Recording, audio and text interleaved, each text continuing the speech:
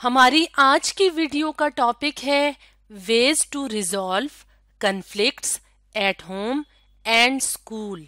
Conflict कहते हैं तनाज़ा को या झगड़े को, यानी वो कौन कौन से तरीके हैं जिसकी मदद से घर में और स्कूल में कन्फ्लिक्ट्स या झगड़ों को रिजॉल्व यानी हल किया जा सकता है। कन्फ्लिक्ट्स किसे कहते हैं? झगड़ों को, लड़ाइयों को या तनाज़ात को, यानी जब लोगों के आपस में ख्यालात मिलते जुलते नहीं होते तो ये वजह बनते हैं कन्फ्लिक्ट्स की। तो कन्फ्लिक्ट्स अपने हम घरों में भी देख सकते हैं, यानी घरों में भी लड़ाई झगड़े हो जाते हैं कभी कभार। इसके अलावा स्कूल में भी कन्फ्लिक्ट्स हो सकते हैं। तो इनको हल करना चाहिए। इनके हल करने के कौन कौन से तरीके हैं, आज की वीडियो में हम इसके बारे में जानने की कोशिश करेंगे। सबसे पहले हम देखेंगे कि वो कौन से तरीके हैं जिनकी मदद से घर के अंदर कन्फ्लिक्ट्स को रिजॉल्व किया जा सकता है, यानी हल किया जा सकता है, खत्म किया जा सकता है। तो घर के अंदर कौन कौन से मसले होते हैं जिसकी वजह से कन्फ्लिक्ट्स पैदा होते हैं या झगड़े पैदा होते हैं। तो घर के अंदर इश्यूज यानी मसले कौन कौन से होते हैं? पैसों के मसले, यानी अगर पैसों की कमी हो जाए, एंड चोर्स यानी काम काज के मसले हो जाएं। काम काज पे घर के जो मेंबर होते हैं, घर के अंदर रहने वाले जो लोग होते हैं, वो आपस में कन्फ्लिक्ट्स की वजह बनते हैं। तो इन कन्फ्लिक्ट्स को जो कि घर में पैदा होते हैं, इनको ख़त्म करने के भी तरीके होते हैं, जिनमें से एक तरीका ये है कि जब आपका कन्फ्लिक्ट हो किसी बात पे, झगड़ा हो किसी दूसरे बंदे के साथ घर के अंदर, तो आपको चाहिए कि आप दूसरों की बात गौर से सुनें। यानी अगर कोई गलत फहमी पैदा हो गई है या कोई बात झगड़े की वजह बन गई है, तो उसको हल करने का सबसे बेहतरीन तरीका ये है कि दूसरों की बात को पहले गौर से सुना जाए। क्योंकि अक्सर घरों में ये होता है कि गलत फहमियाँ होती हैं या कन्फ्लिक्ट्स या झगड़े तब बढ़ जाते हैं जब घर में रहने वाले लोग एक दूसरे की बात को तवज्जो से सुनते नहीं हैं। जब वो तवज्जो से नहीं सुनते तो इस वजह से झगड़े ज्यादा हो जाते हैं। इसलिए तवज्जो से एक दूसरे की बात सुनने के बाद कन्फ्लिक्ट्स बहुत हद तक कम हो जाते हैं। इसके अलावा अवॉइड करना चाहिए, यानी बचना चाहिए क्रिटिसाइज करने से, यानी हमें एक दूसरे पे तनकीद करने से, क्रिटिसाइज करने से गुरेज करना चाहिए, यानी एक दूसरे पे तनकीद नहीं करनी चाहिए। क्योंकि अगर घर में किसी बात पे कन्फ्लिक्ट हो और इसके बाद हम एक दूसरे को क्रिटिसाइज भी कर रहे हों, यानी तनकीद का निशाना बना रहे हों, यानी दूसरों में बुराइयां तलाश करके और दूसरों की ऐबजोई करें, तो इस वजह से भी घर में झगड़े ज्यादा होते हैं। इसलिए अगर हम चाहते हैं कि घर के अंदर सुकून हो तो हमें क्रिटिसाइज करने से गुरेज करना चाहिए।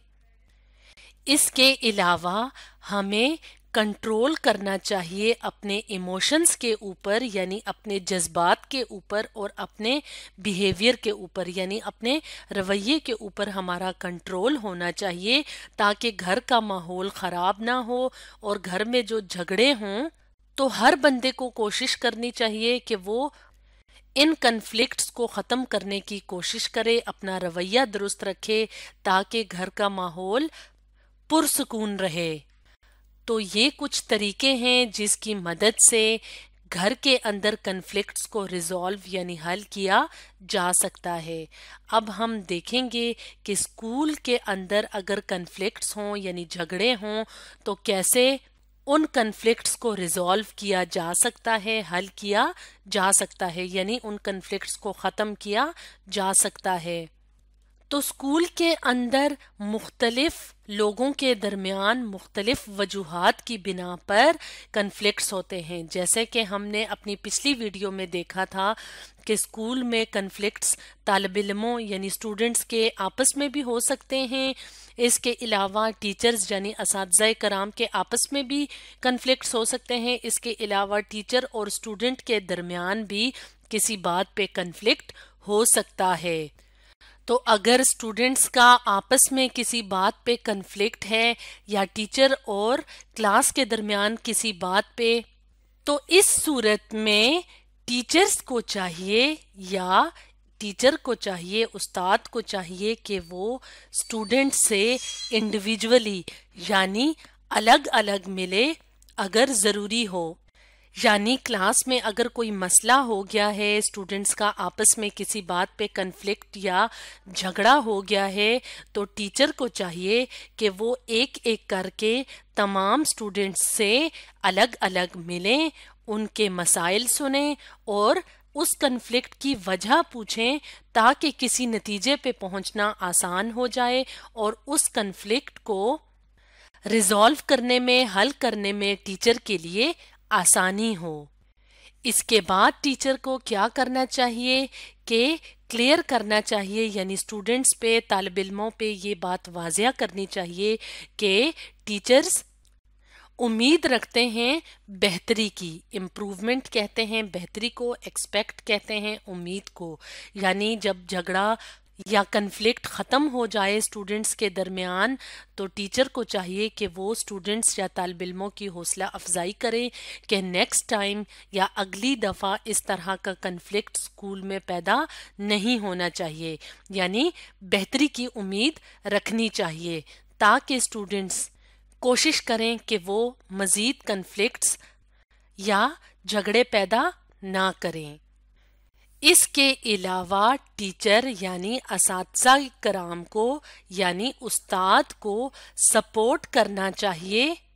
سپورٹ کرنا کہتے ہیں حمایت کرنی چاہیے ایسے اسٹوڈنٹس کی جو کہ اپنے استاد کی بات مانتے ہیں اور اسکول میں کنفلکٹس کی وجہ نہیں بنتے، یا اگر کنفلکٹ ہو جائے تو کوشش کرتے ہیں کہ جلد از جلد اس کو ختم کیا جائے. اس کے علاوہ ٹیچر کیا کرتے ہیں، اسٹوڈنٹس کے پازیٹیو بیہیویئر کی یعنی مثبت رویے کی حوصلہ افزائی کرتے ہیں. ایسے اسٹوڈنٹس کو ٹیچر اچھی نظروں سے دیکھتے ہیں، ان کی حوصلہ افزائی کرتے ہیں یا حوصلہ افزائی کرنی چاہیے ٹیچر کو تاکہ آئندہ آنے والے دنوں میں اسٹوڈنٹس اسکول کے اندر کنفلکٹس کی وجہ نہ بن سکیں.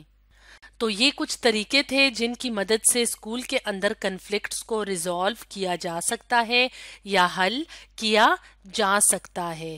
تو اسٹوڈنٹس آج ہم نے ڈسکس کیا ways to resolve conflicts at home and school کے بارے میں.